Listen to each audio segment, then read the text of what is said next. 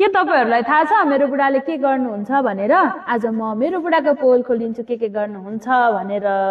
जे पाइते चाहिँ नभन है अहिले फेरि अहिले मान्छेको के भएको कुरा पो भनेको हो त नि। ए भागो न सागो।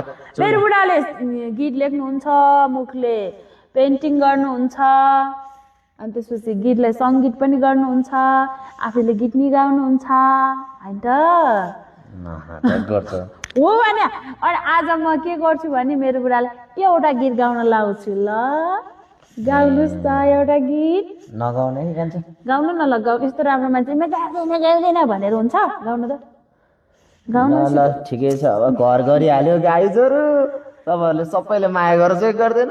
माया गरेको गरे पो गीत गाउनु मन लाग्छ। माया गर्नुहुन्छ ल, गाइदिनु न एउटा गीत गाइदिनु न। तपाईँ जस्तो मान्छेले एउटा गीत गाउनु न। के भएको चिसो पानी लागेपछि यस्तै हुन्छ तपाईँको अनुहारमा। हो नि। ल एउटा गीत गाइदिनुहोस् त ल।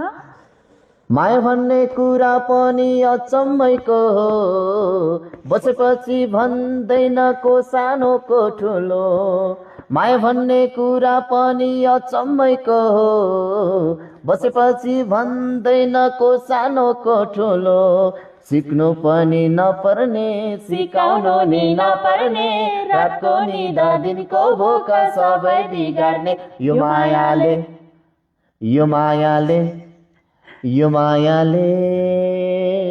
रातको निदा दिनको भोक सबै बिगार्ने।